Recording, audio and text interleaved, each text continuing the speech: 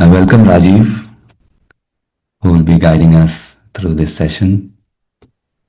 Rajiv has trained thousands of people in the practice.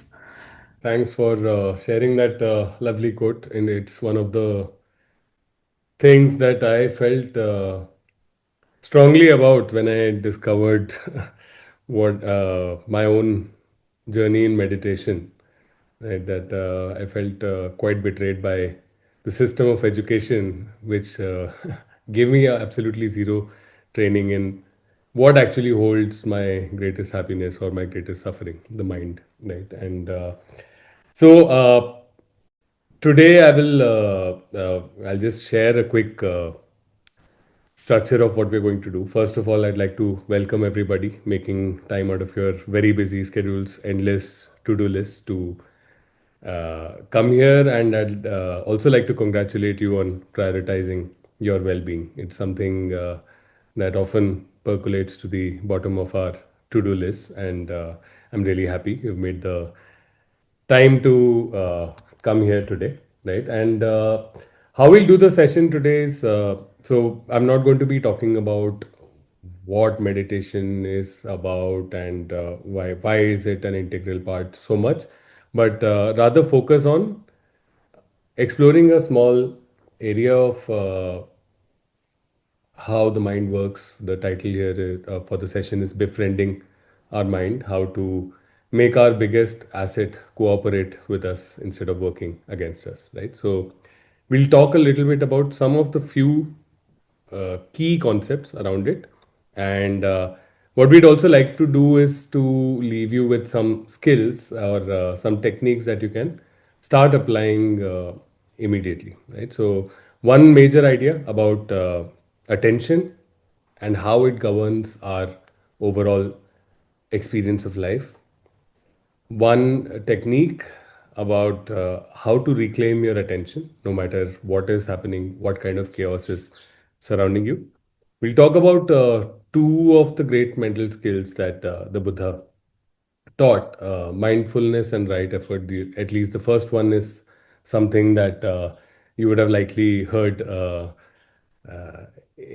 in current times, right? And finally, I'll talk about one mindset that really helps to change the quality of our experience, right? So I'll stick to these things. And one of the challenges is that once you start going in this journey, you start learning so much about how we relate to the world, how we experience the world, that it's often possible to speak endlessly or share endlessly about one's own experience. So I'll try to keep that compressed, relevant, and practical for everyone, right? So just wanted to do a quick check. I think I've seen that a bunch of you have had some experience with meditation, whether it is on an app or through a guided video or through actually having done some practice. So if you can just react or raise your hand on the screen to just talk about who's had some experience with meditation in the past. Got it. A few people, right? So normally when we think of meditation, we think about somebody who's sitting very intensely, very seriously, and focusing on the breath. It's likely that many of you who've practiced in the past might have practiced with the breath as well, right? So what we're going to do today is we're going to uncover these, talk about these ideas, these skills, this one technique, the mindset through a series of small guided meditations. And what we'll do is we will reflect and try to unpack our experience during this guided practices. So we'll do a couple of them, okay? And I'll guide you through that. So let's get dive into that straight away, and that will kind of lay the context for what we want to understand about the mind, right? So in terms of posture for this practice, so there is no hard and fast rule, there is no magic in the floor, right? What we want to do is to simply think of three things, right? So, first is an attentive position, right? So, you don't want to be slouching, you don't want to be sitting in lazy boy, extended backwards, right? And second thing is being comfortable, right? So you don't need to get into a Padmasan on the floor. You don't. You can sit on a chair. You can sit on a bed as long as you're able to keep that attentive, dignified kind of posture for yourself, right? So where you're taking what you're about to do seriously, right? And the third interesting part of the posture that is part of our practice is a smile on the face, right? And it doesn't need to be the kind of smile that creeps people out. Just a little smile around your lips, around your eyes, and in your mind, knowing that you're smiling, right? So let's just get into this posture. I'll get familiar with that. If you have any fidgets, any itches inside you that you need to kind of work with, we'll take the next minute to do that. And I'll talk very briefly about what we are going to do, right? So, what we're going to do is we're going to take our mind to a time that we were really happy in life. Like I said, we won't do a breath based practice, we'll do a different practice. And as we go through the session, I'll explain what is it that we are using, what as an object of meditation, what an object of meditation is, and so on, right? So, how we'll start is we'll take our mind to a time when we were really happy and try to relive the way we felt at that time, right? So every thought, every emotion has this kind of physical experience, embodied experience with it, right? So we want to pay attention to what it felt like to be really happy, and we want to direct it to ourselves, right? Wish that feeling of well-being, of fearlessness, of confidence, of joyfulness for ourselves, right? And we are going to do, while doing this, we're going to give ourselves permission that we don't need to think about any task, anything. We don't need to worry about anything else in the world. Right now, we have committed our time to this. We are in a safe, each one of us is in a safe space right now. So we're going to give ourselves that permission and see what, let's see what happens as we do that. All right. So let's get into posture, comfortable, attentive, smiling. Close our eyes. Try to sit still. There may be a temptation to fidget, but like I said, use the first few seconds to get that out of your system. Okay.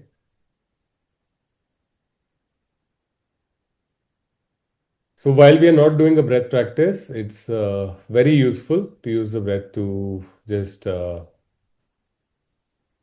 settle the system a little bit, step away from any mental chatter. Right. So take a deep breath in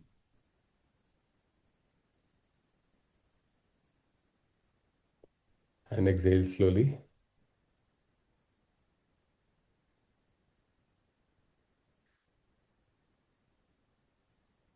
Another deep breath in.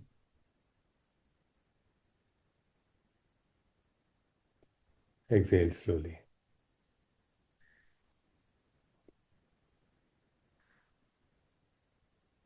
Give yourself permission to do this. Nothing else to do, nowhere else to be.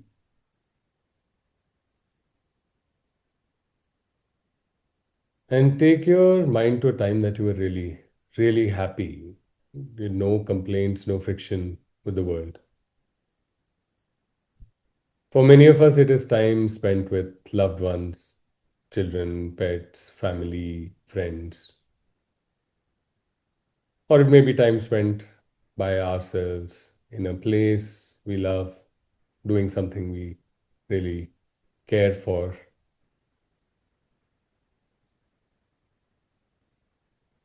But what's key is that at that time you were not sitting thinking about the past or complaining about the present, what could be different, what could be better, or worrying about the future. And so you're just happy to be doing what you're doing, to be with who you are with, to be how you are. Right? So take your mind to that time. It could be one memory, it could be two memories. You might need to find what works for you.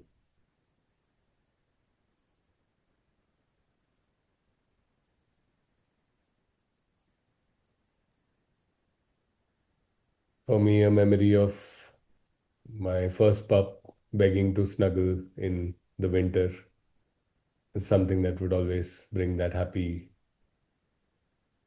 feeling, that memory. Just, I didn't care about anything else in that moment. I was just very grateful, very happy to be right there.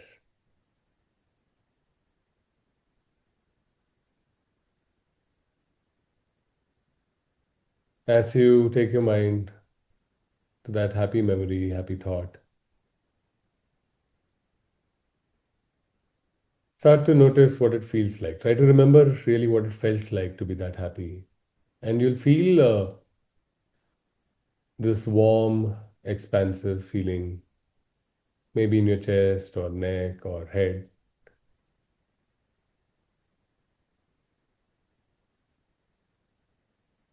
as if it's there's some milk that's about to boil over, right? Expanding, warm,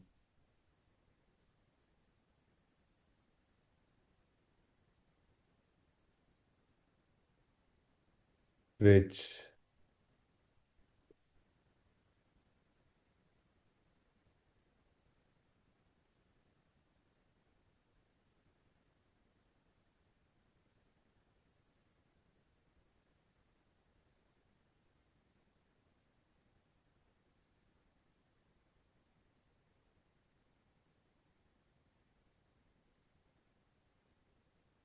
And now I'd like us to just direct that feeling towards ourselves, right? That feeling of being joyful, present, clear minded, clear sighted, engaged, without worries, without complaints, without regrets. Direct that feeling towards ourselves. Gently in our mind, we can use a few phrases to support this feeling. The feeling is primary.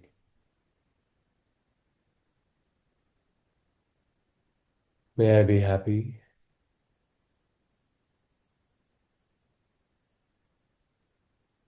May I be full of life.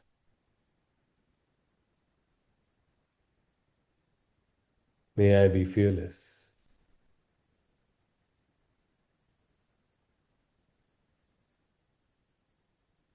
May I be calm. May I be joyful.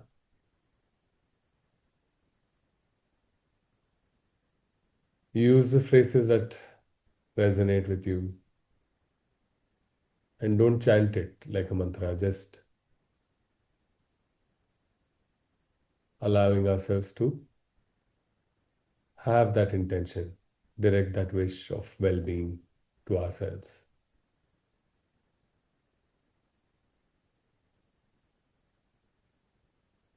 May I be happy. May I be calm. May I be fearless. May I be full of life.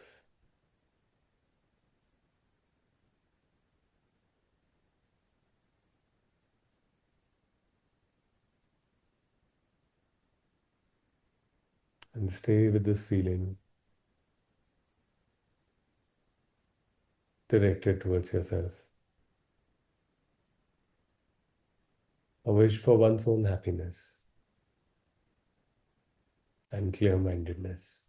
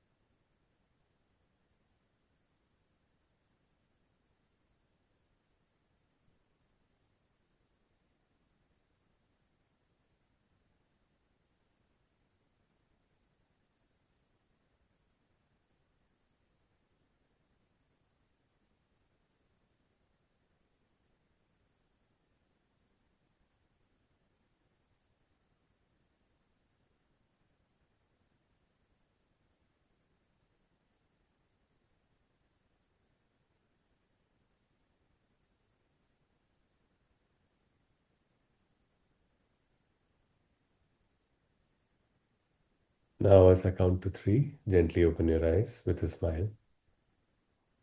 One, two, three.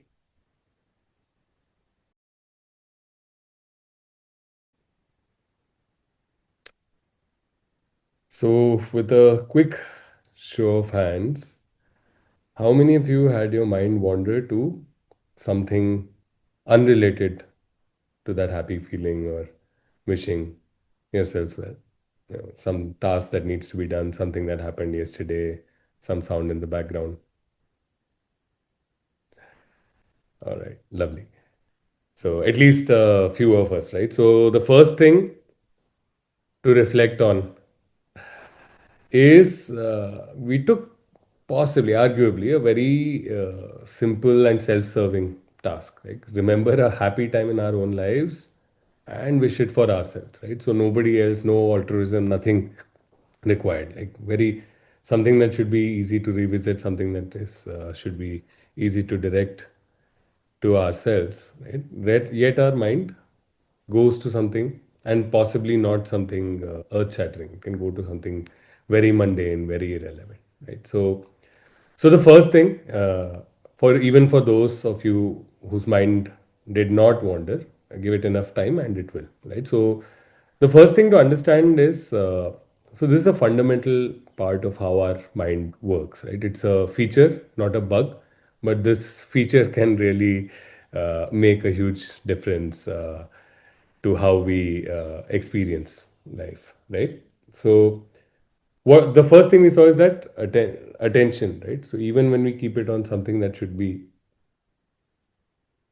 relatively easy to keep with, wanders away, even after we have taken this time out, even after we have explicitly given ourselves permission to do this.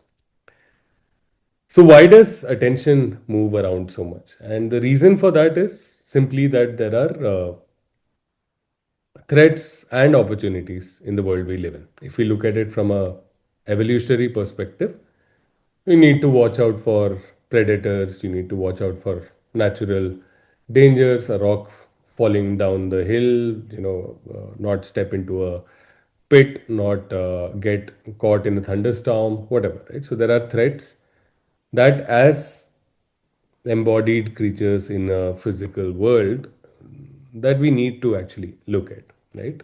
And there are opportunities.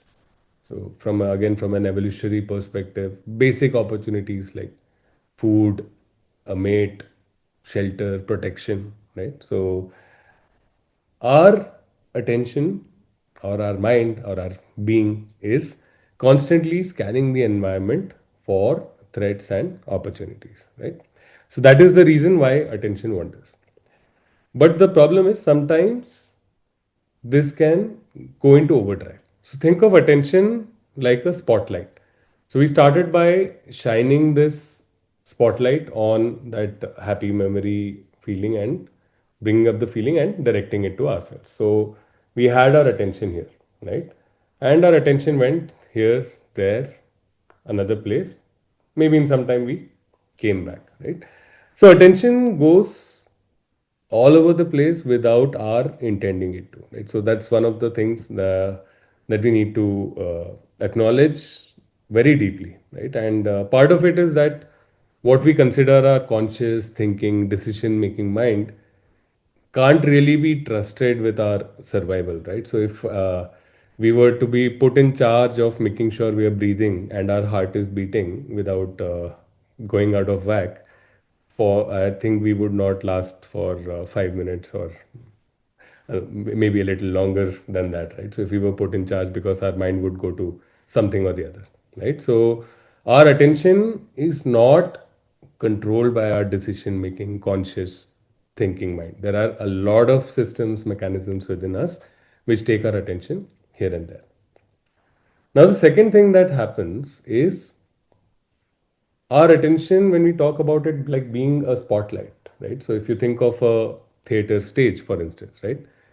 So what the spotlight is on is your experience of life at that time. At the rest of the stage, the cast could be changing getting ready for the next scene. They could be clearing out the previous scene. They could be setting up the props. Anything could be happening, right? So our experience is limited to the spotlight. Right? So when we are in this conversation, you're not thinking about a million other things that matter to you in your life, right? So we are thinking about this, and even when you are meditating, you're not thinking about everything you could possibly think about. So this spotlight determines what we are experiencing. So if you were watching a television or using your phone for that matter, right? So think of it literally as if you're seeing something on the screen, it is to the exclusion of everything else. So our experience of life is determined by the sequence of things that our spotlight falls on. Right. So right now my spotlight is on certain thing. The next moment it's on another thing. The next moment it's on another thing. And this is my life. Right. So things that I didn't consider, that did not enter my awareness, that did not enter that area of the spotlight, do not exist for me. And if we just take a moment, we'll realize how often there are many important things in our life that get completely neglected, completely missed out, right? Because our spotlight is elsewhere, right? And whether it is a relationship that we fail to nurture, whether it is our health, whether it is things that others are counting on us to do, but somehow it doesn't seem to be a priority. So, what does not exist in our attention does not exist in our experience of life. So this is the spotlight, right? This is literally defining what our experience of life is going to be. And as we just realized, this spotlight can wander off without our deciding, without our intending that this is the best thing for me to do the next moment. No, none of you sat and said that 45 seconds into the exercise, let me start thinking about this email that I have to send out 2 days from now, or what somebody said to me a couple of days back. Right? So none of you planned that. It happened from a system that is from a mechanism that is outside of your conscious thinking, volitional decision making kind of center, right? So given that this is what determines experience of life, right? And I want to just qualify this a little bit more. It's not just about where your attention is. So this spotlight can also be in different colors. So just to stretch that analogy a little bit more, would be a yellow spotlight, white spotlight, red, green, blue, right? And what I mean by this is that your engagement with that can be very different at different times. So I'll give a very simple example, right? So, and I'm sure you would have experienced it as a child, or you would have experienced it as a parent, or you would have seen this happen around you, right? And this is a very simple thing, child playing a prank or being mischievous, right? And one day it is adorable, one day the child is vivacious, and the other day is the child is a pest, the child is self-centered, inconsiderate, right? So the reaction depending could depend on many things, whether you've had a good day, bad day, right? And if your memory of this is as a child, you can realize being completely confused that for the same action, I'm getting completely different reaction today, right? And you can take any other uh, situation in life also, right? So it's not just about what is the content of your spotlight, it's about how you're engaging with it. You could have a certain mindset, certain color, certain tonality to what it looks like. Does it look pleasant and pleasing? Does it look unpleasant? Does it feel annoying? Does it feel humiliating? Whatever it is, right? A joke can, somebody taking a dig at you can seem like a sign of friendship or comfort one day, and it can seem like unnecessary uh, overstepping of boundaries another day, right? So that lens matters. And the third thing also matters. How zoomed in are you, right? And I give this example a lot, which is that of honking in traffic, because I grew up in Delhi, famous for possibly the worst behaved traffic in the world, and I used to have these times when somebody would honk, and for the next few minutes, there was nothing that I wanted to do other than to, get back at that person, either get in their way or follow them and honk at them, or share pleasantries as they passed, right? So, not just And there would be obviously times when it would absolutely, I would be involved with something else. It would not affect me at all, right? Because I didn't even register. My attention was on something else. So it's not just that the spotlight came on this, and that the flavor was one of pleasantness or unpleasantness. It's also about how zoomed in I get, right? On one day, I will spend 5 minutes just maybe engaging with that person on the road, or even, being thinking about it further, thinking about, like, and I'm sure all of us have had great comebacks for arguments, right? So which we think after the fact that I should have said this to this person, right? So that's a sign of how zoomed in we get, how close we get, how important this becomes, even though there are a million other things that we are not paying attention to that may be very valuable, very wholesome in our lives, right? So three things: where the spotlight is, how are we looking at it, and how is it making it seem to us, and secondly, how zoomed in are we willing to let it pass, because it's not really, it's a question of perspective, right? Or is it something that's very important, very valuable in our life to do? And I can assure you, for no one ever was responding to somebody honking the most important thing in their lives, right? But it can become. So that is so these are three things that I'd like us to kind of reflect on how our attention moves. And this movement is actually determining the quality of our lives. When at the end of the day, when someone asks how was a day, so we give a very high level meta narrative, right? It's a okay day, traffic was bad, and uh, yeah, got a few important things done. So might have a busy rest of the week, but looking forward to the weekend where other things will, some good things are planned, whatever, right? So we have a meta level narrative, but our experience of life is actually determined how moment to moment our spotlight is shifting on different issues, important or unimportant, wholesome, unwholesome, valuable or valuable to us, not valuable to us, right? And how we are seeing that, what light are we seeing it in, and finally, how engaged are we with it? How difficult do we find to take a step back and put it in perspective? Is this really how I want to spend my life and my energy, right?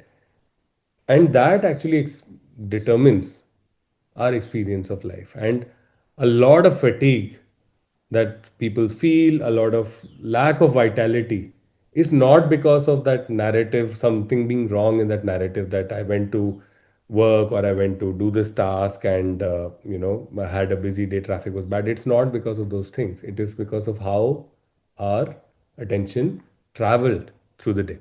And think of some of the happiest days in your life. So it wasn't as if you got every green light, everyone was pleasant to you on the road, all your stocks were going up, and your favorite sports team was winning, and the whatever comedy that you watched made the best, like most iconic jokes ever.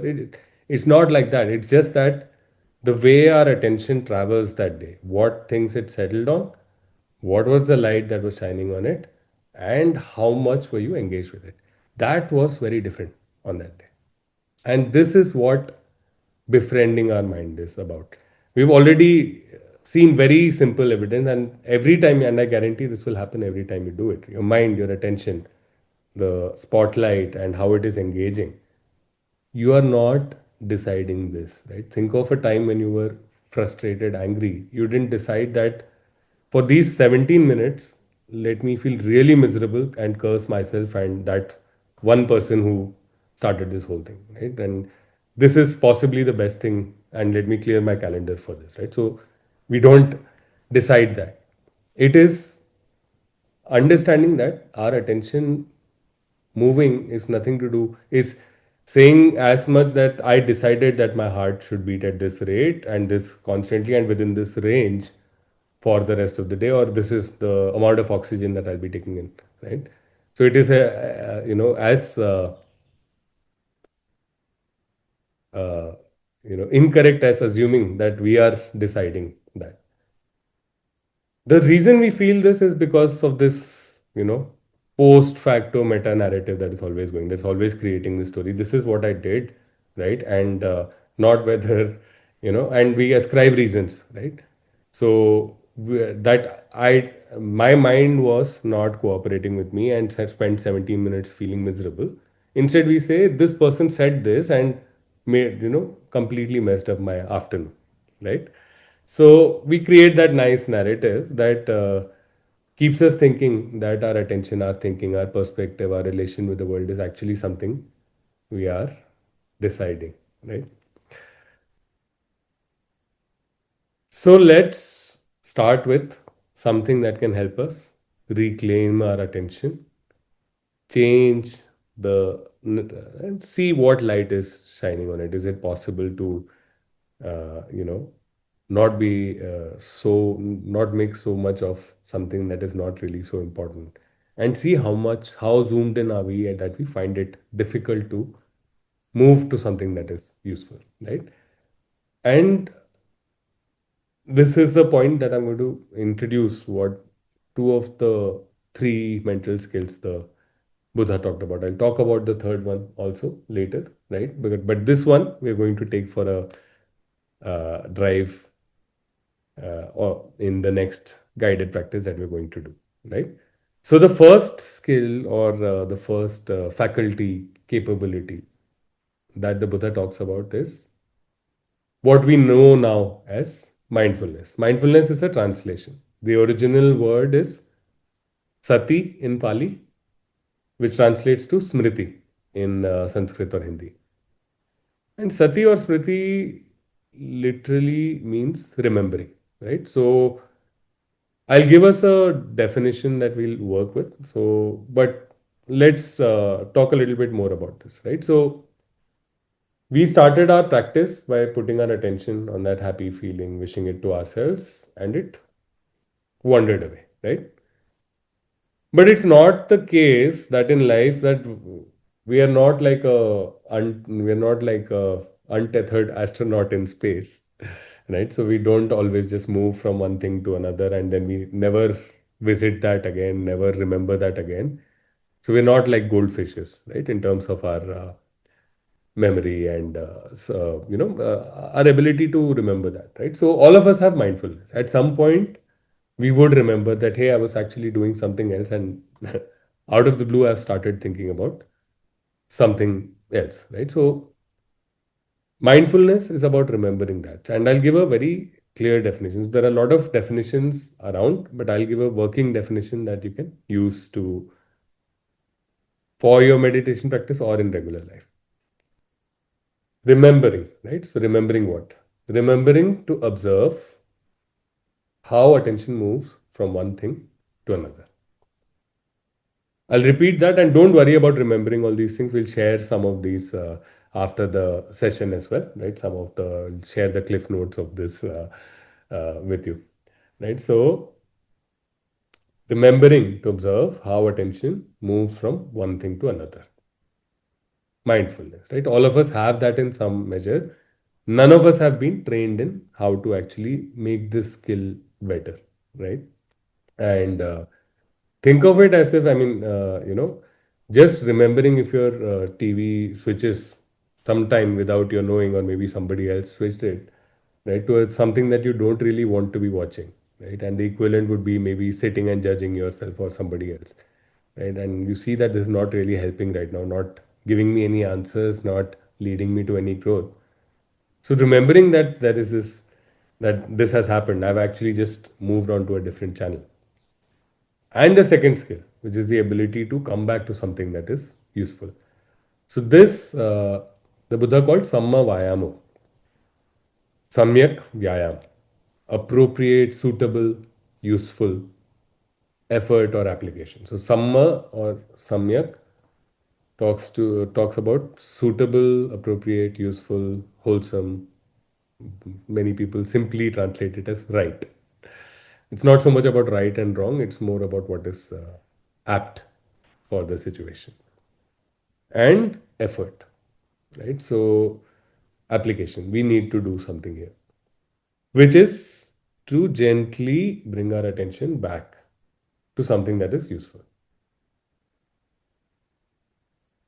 Attention wanders from something that is useful, bring it back to something that is useful. Seems fairly straightforward, right? And especially if there is no alarm, right? If you're meditating like we were right now and something catches on fire, you need to go and address that, right? But if you're thinking about an email that you have to send in 3 days, that is not life changing. When you're actually working to befriend your mind, train your mind, understand your mind, we should have the ability to come back gently, realize that this is not the best thing I want to do, and come back gently.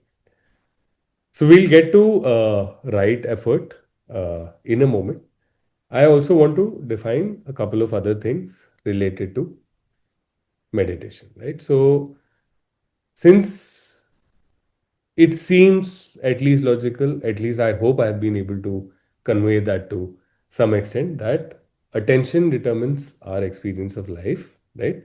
It seems that these are useful skills to train, to be able to see where our attention is at some point of time and to be able to bring it back, right? And to develop this skill, we use something called an object of meditation, right? So this is what a lot of times we see. Our conception is that attention is on the breath, wanders away. That's the conception of meditation is like that. So breath is a object of meditation. The feeling that we develop, the wish of goodwill, it's called metta or maitri, friendliness, loving kindness, goodwill, right? That is also an object of meditation that we are using.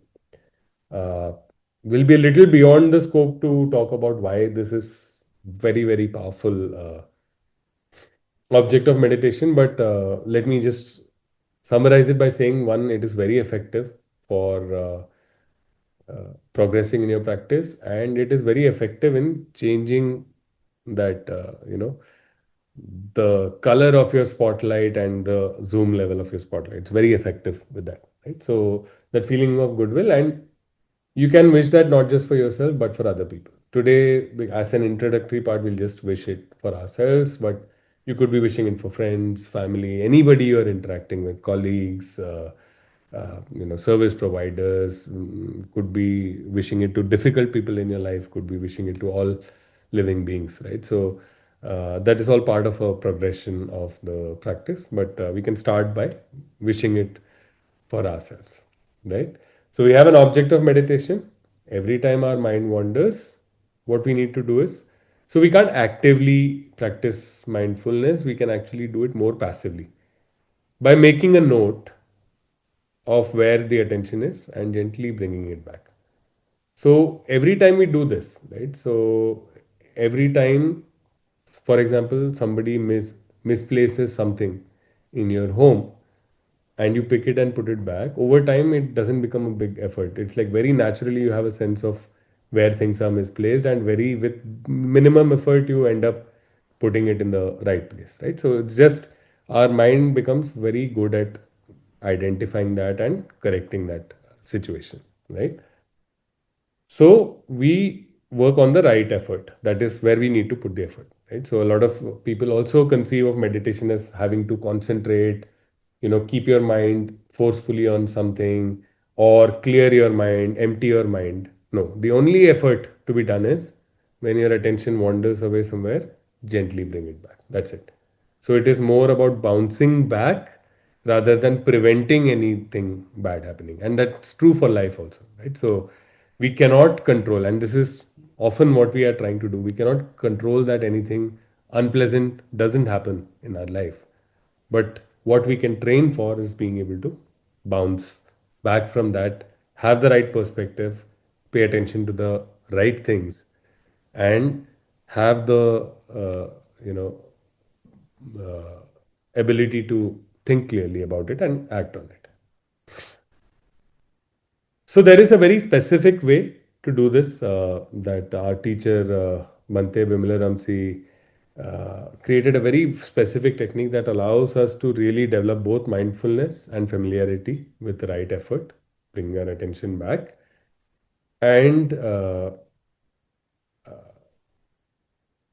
also becomes easier to remember over time, right? So this is called the 6 hours, and Mridul, if you could just bring that up on the screen, right? So our attention wanders from one thing to another.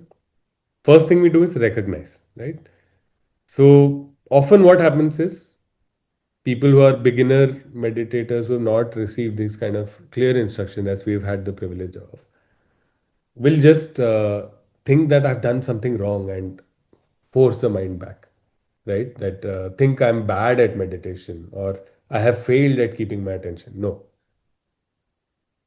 it's like saying I failed to keep my heartbeat at exactly that one number, right? And it's going to change based on the circumstances, right? So first recognize that attention has wandered away and that it is okay. It is a feature, right?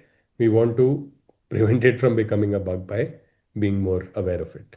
Recognize that attention has moved away, release, right? Stop engaging with the distraction. So don't judge yourself, don't fight with that distraction, especially during a meditation.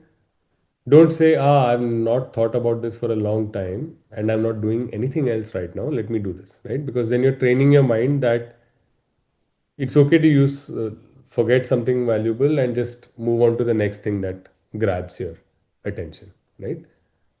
So release, just let go of whatever has taken your attention away, right? And then that is the thing that allows us when we get into those little rabbit holes of worrying about ourselves, self image, thinking about potential, thinking about relations with other people, thinking about career, thinking about the future uncertainty, and so on and so far, so forth, right? Unless we learn in our session of training to release what we've not intended or what is not valuable or wholesome at this moment, we won't be able to bring it to real life, right? So recognize, second R, release, stop engaging with what took your attention away. Third R, relax. Now this is very interesting. So the more zoomed in that you are, right, and this is a very great correlation that our teacher really got to the roots of it. The Buddha talks about it, but Bhante Vimalaramsi really saw how powerful this was. So the more we zoom into something, there is this tightness that develops in our mind and body, right? So think about if you're waiting for someone for a long time, right? And you can't stop obsessing over why this person can't turn up on time, or thinking about the other times they have not turned up on time, or thinking about how you cut short important things to yourself to be there in time, right? And you find this tightness throughout your body.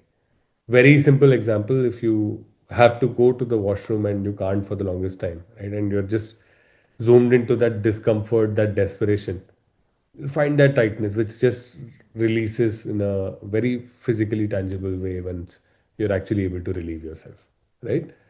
So this tightness comes every time we get too zoomed in to a story.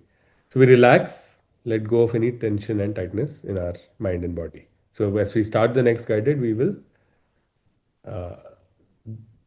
start by uh, uh, familiarizing ourselves with this tightness. So we'll do a little exercise for that. The fourth thing we do, re-smile, bring up a smile again, and then we return. So what this release, relax, and re-smile does is actually kind of reset your spotlight from being in a certain color, seeing some unpleasantness, some flavor of the situation, some judgment, right? And being too zoomed in, too gripped in, where, getting back at that poor driver in traffic becomes more important than anything in your life, right? So allows you to zoom out, come to a more neutral, more balanced, more clear perspective. And from there, and sometimes, maybe you need to take action on the same thing that was upsetting as well. So it's not about just suppressing things, it's just about recalibrating your perspective, right? And then seeing if it still makes sense to continue what you're doing, or maybe see it from a different angle and find other ways to deal with it, right? So this is the 6 R's: recognize, release, relax, re-smile, return to the object, return to a state of clarity and balance. We train that by coming back to the object of meditation, right? And the final R, super critical, repeat. This is the reminder that we don't have, so our mind is not 100% compliant and obedient employee. Not that there are 100% compliant and obedient employees in the world, but a mind definitely isn't one of those, right? It is not waiting for our conscious thinking, decision making center to decide its next course of action. It, literally has a mind of its own, right? So repeating acknowledges this. So, good meditation or a good practice is actually that bouncing back. It is not about forcing or controlling the mind. And that's why the Buddha calls right effort as that bouncing back, gently bringing the attention back to what is useful and not trying to force our attention there. And we repeat because for some reason, right? For some reason, we can't even always understand, right? Our attention goes somewhere or the other, right? And again, this is a system that is not waiting for you to decide how it works, right? So don't get annoyed with it, right? What we can do is bring it back, and over time we become more aware of when it is going into a bad place, when that spotlight is moving to something useless, when it is taking a color that is not helpful, when it is zooming in a way that is not helpful, right? We become aware of that and we can keep resetting, right? And as we do that over time, our relation with a lot of things also changes, right? So when we realize something that annoys us a lot is not really worth spending so much attention on, right? Attention, the more attention we give to things, the more it's a fuel to make it more important, right? So we are actually able to reduce the importance of a lot of unhelpful things in life and increase the importance of things that are much more valuable and helpful in life. So repeating is very important, right? Not getting it right once or just making sure your mind is still for a little while isn't. This is going to happen throughout your life. Your attention is going to wander to a lot of things that are not helpful. So we need to be ready to repeat. Our effort is on bouncing back always. That is where we put effort, not on judging ourselves for not being in the place, not for judging others and the world for, you know, potentially contributing in your mind getting distracted. Our effort is in bouncing back so we can decide what is the next best course of action with clarity. So we'll take this for a ride. Every time I will probably, you might be distracted or you might get distracted by the sound of my voice. As we do this, as our mind wanders away, we will gently bring this back. Again, don't worry about remembering these steps. We will share this with you, right? And this is like for those of you who drive, may seem daunting. The first day, like the order of pressing different levers while changing the gears seemed like first time I tried it, I felt I would maybe the only person in the world who will never learn driving. It seems a little challenging. Just a matter of practice. And all of us have learned enough skills across the board in life to know that there is that learning curve, right? Things that seem difficult can become very easy, convenient over time, right? And very quickly this becomes into one smooth motion rather than trying to remember which hour comes before the other hour, right? So don't expect that if this is your first session with this practice today, but don't think of it as a very big barrier, right, to overcome either. So let's go for another little test drive. Okay. Let's get into posture. Comfortable, attentive, smiling. Little smile around the lips, around the eyes, and in your mind, knowing that you're smiling.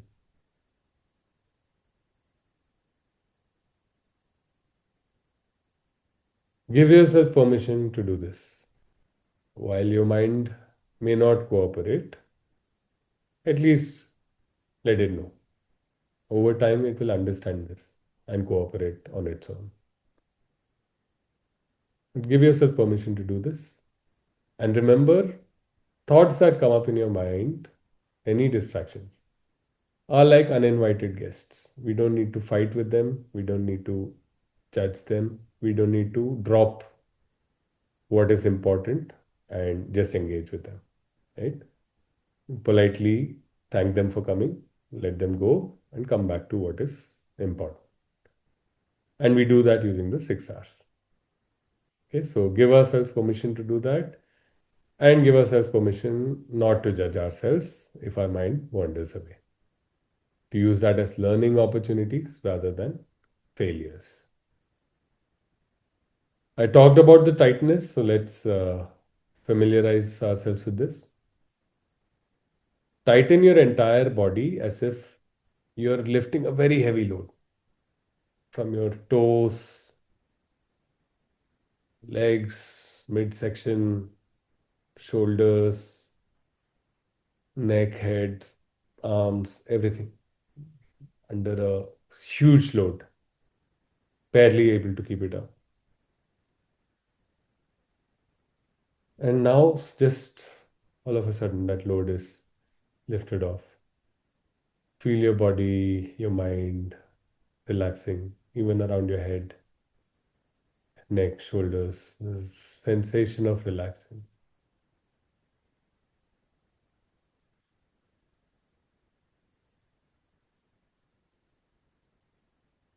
So every time you relax, you don't need to tighten up first, but just remember this feeling, right? So it's like what you might feel if you're putting down a very heavy bag of grocery, right? As this whole system relaxes. All right, so let's get started. Start with taking your mind to that happy memory, happy place.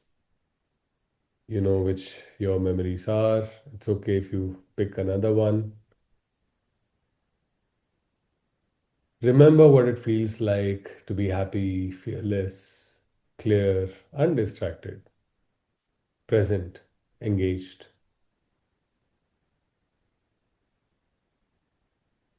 without complaints, without worries, without regrets. Just being and acting with clarity.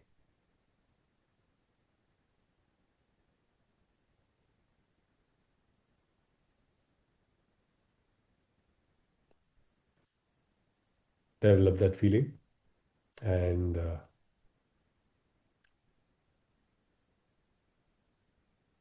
let it grow stronger. Warm, expansive feeling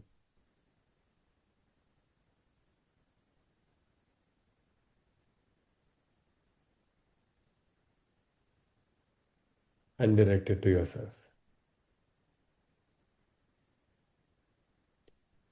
Honestly, unconditionally, wish yourself that kind of happiness, state of mind, clarity, fearlessness.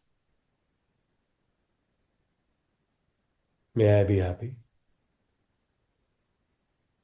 May I be fearless. May I be without worries. May I be full of life.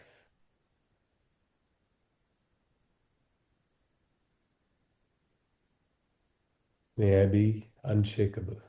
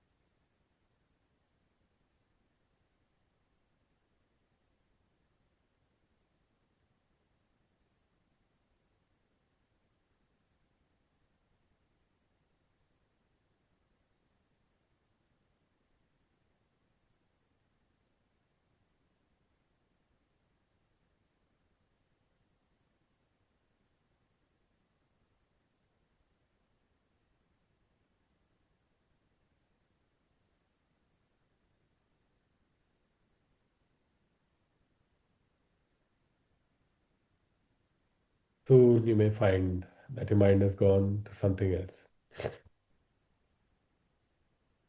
Maybe a thought, maybe a sensation, maybe just the sound of my voice. It's all right. Just recognize that attention has moved away to something else. Release. Let that something else be. This is not the time to engage with that. Like an uninvited guest, thank it for coming and let it go. And as you do this, relax any tightness in your mind and body, especially around your head, as if you were putting down a heavy weight. Bring up the smile again, gentle smile on your lips, in your eyes, in your mind, and come back. Return to wishing yourself well. If need be, go back to the memory, bring up the feeling, and wish that for yourself.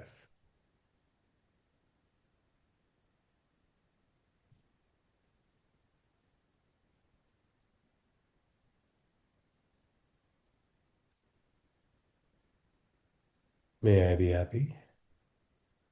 May I be calm. May I be without worries. May I be unshakable.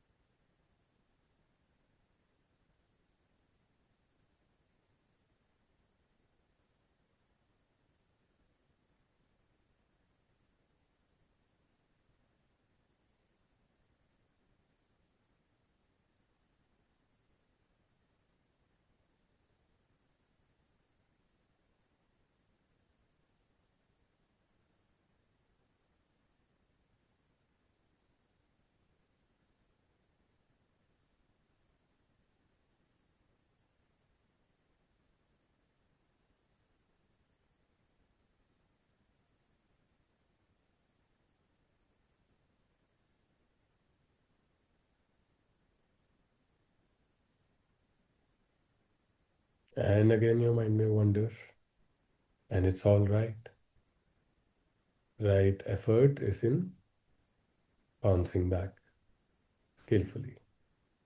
Recognize attention has wandered away. Release what's taken your attention away. Not the time for this right now. Relax any tightness, any tension in your mind and body. Re-smile gently around the lips, the eyes, and your mind. And return.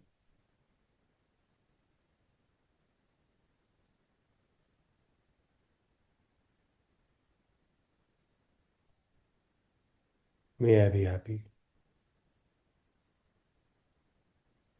May I be calm. May I be fearless. May I be without worries.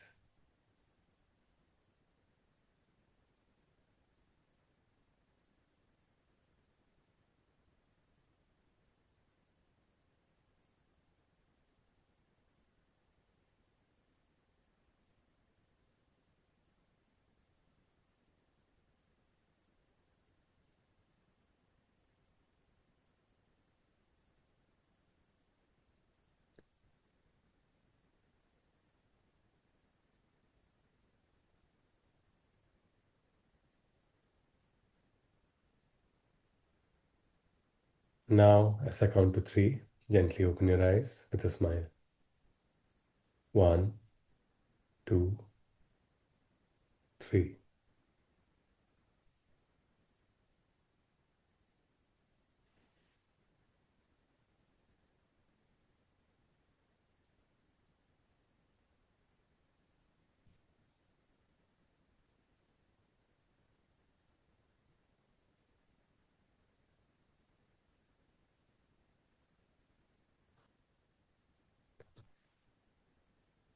Great to see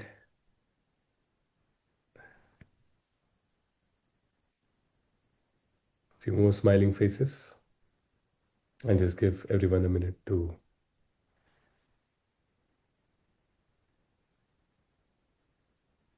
just come back to the conversation.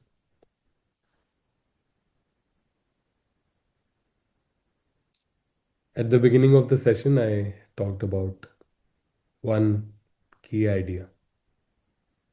And that key idea is how attention governs the way we experience life and how it has a certain story, thought, sensation, something that it is on at any moment.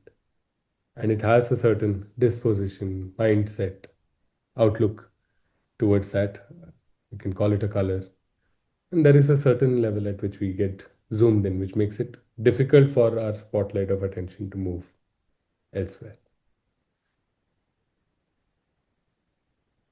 We talked about the two skills: mindfulness, remembering to observe how attention moves from one thing to another, right? And the practice of right effort, the only place where we can actually put in the effort to train, which is gently recognizing that attention has wandered away, releasing it,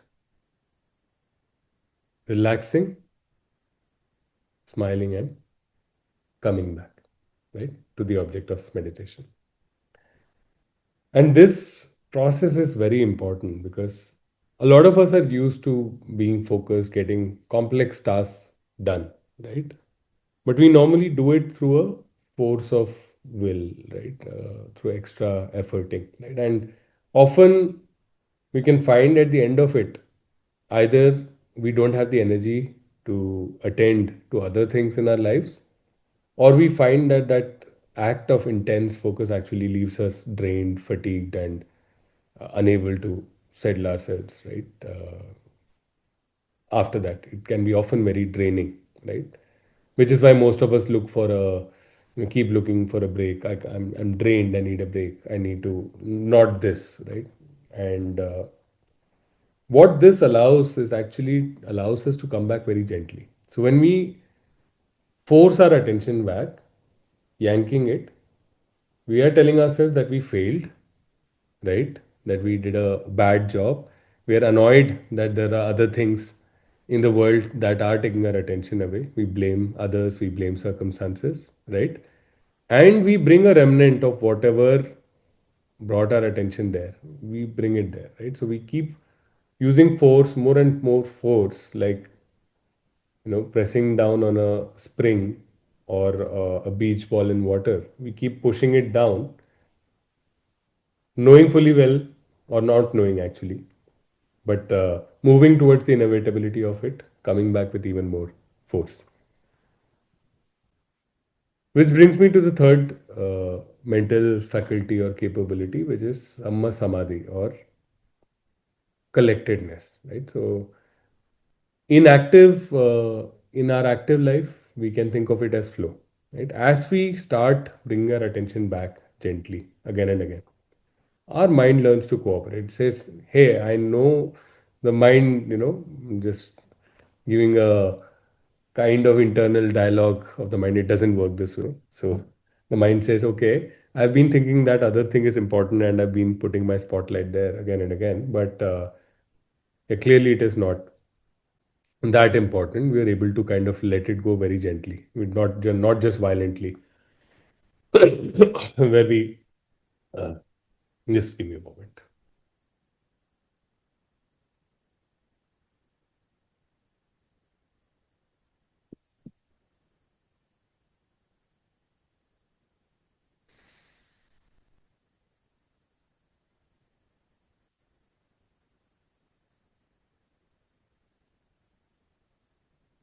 Sorry. I'm recovering from a infection that doesn't seem to have gone away fully. Hmm. So instead, we diffuse the energy in that distraction and gently nudge our mind back. And that is the act of befriending the mind, not of trying to force something that is so complex, so powerful, that it powers our entire experience of life. Our conscious thinking is only a small subset of what's happening in our life, right?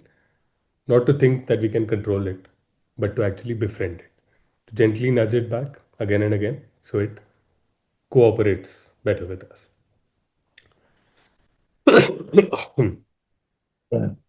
Sorry about that.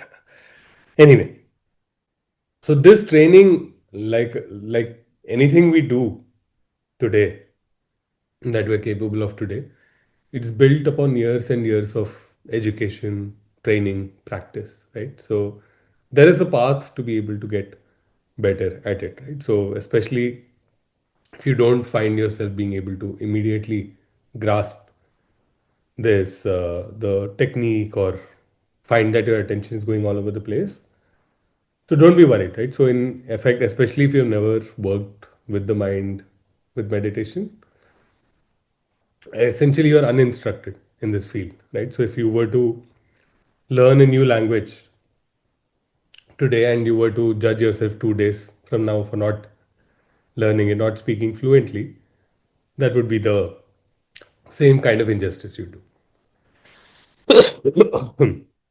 So what we want to do is the skills that we've talked about, you can bring into your daily life. This kind of meditation, short meditation, take a few minutes out. We'll share a guided practice and try to move away from the guided to self practice when you can.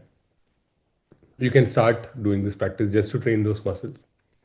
You can start seeing this even post facto. If you've spent those 17 minutes feeling miserable, you can, when you do realize that oh, that's what I happened, you can reflect on it from this understanding of how attention works, how it can get engaged, and how when it gets very zoomed in, becomes difficult to zoom out and actually move to something that is useful.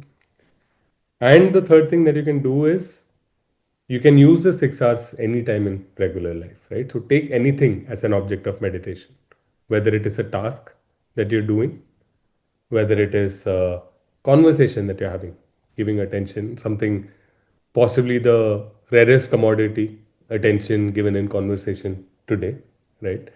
And make that an object of meditation, whether it is food that you're having while watching, simultaneously double screening, looking at seeing something on the television and on your phone at the same time. Maybe try to see what happens. Use it as an experiment to learn a little bit more about your mind. That is a great way to begin. Another great way to learn more, if some of this landed with you, resonated with you, if you feel this is actually an education, right, that might be more, that might be an important part of life skills, right? So you can join a retreat. We'll share some details with that. So we do two kinds of retreats. So at home retreats, which you can do while living your regular life over 9 days with a time commitment of 2 to 3 hours every day, right? And we also do 4 or 5 day residential retreats, right? So around planned around the weekend. So Wednesday to Sunday, we have a online retreat coming up next week, and early December we have a physical retreat. Typically, we do an online retreat every month and a physical retreat every couple of months, right? So you can join one of those retreats, right? Think of any skill. If you were planning to learn to swim by going once in a month or 2 months, the chances are it's going to take a lot longer to develop any kind of skill or momentum with that, right? So the idea of retreats is this. The second idea of the retreats is also to create this little pause, little refreshing of perspective, right? We are creatures of habit, and the tendency of our spotlight to go on certain things, engage with certain things, get attached to them. These habits are very strong, right? So every time we use the 6 hours in regular life or in practice, right, we are breaking the momentum of that habitual tendency, right, which allows us to be more responsive than just simply reactive based on our habits, right?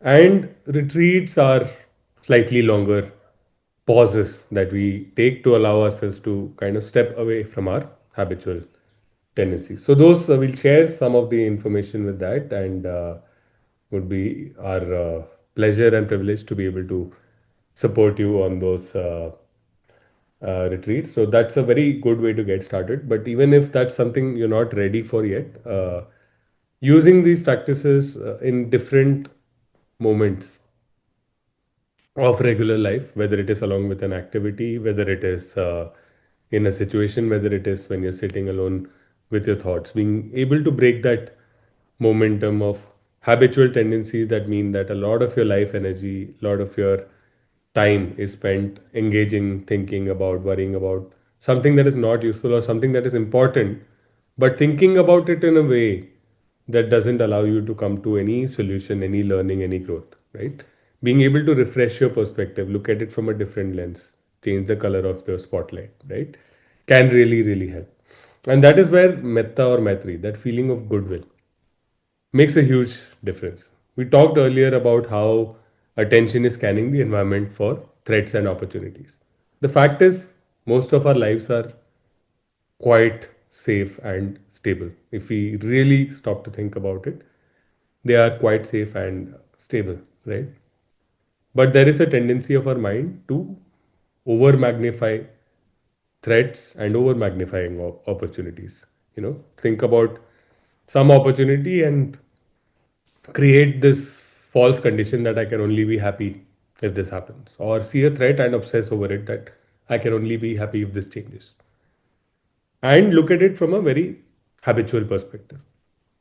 So, when we use the 6 hours, we are able to step out of that habitual perspective. We're able to reduce the closeness to the problem that makes it magnified, seem too big, and see it a little differently.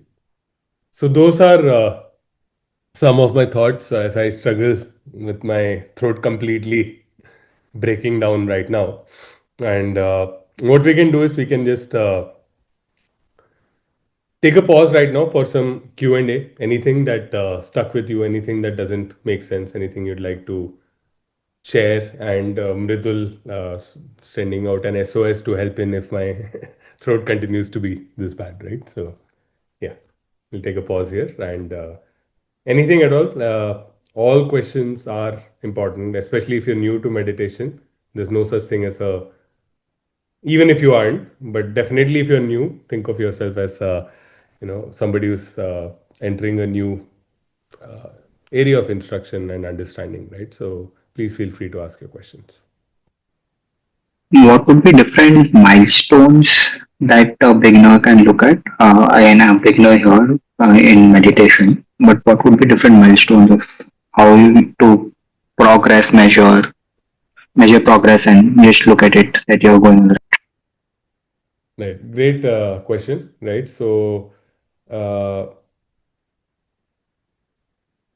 think about just this, how you know often you're able to understand where your attention is, and how often you're able to step out of what it is gripped in. Sometimes you become aware of it, but you find it impossibly difficult to come out of, right? So that is one way, because the thing is that like I said, there's no point in life where the mind is going to say, I'm going to take explicit orders from the conscious thinking part that we normally engage with, right? So, your ability to bounce back faster, right? Being able to observe, maybe, sometimes you make a mistake or may do something that is not useful, harmful to yourself, to others, and you realize that maybe much later, maybe years later, right? And some things you realize much faster, right? So, compressing that time to making it more or less real time for many different aspects, right? So if there is one person that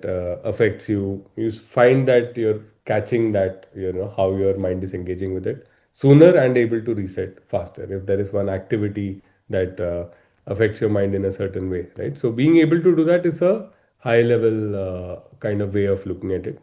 Apart from that, there are, so as we do this practice, so again, Vikas, for you as well, one of the other parts of this practice is the way we do it, why we called it samatha and vipassana.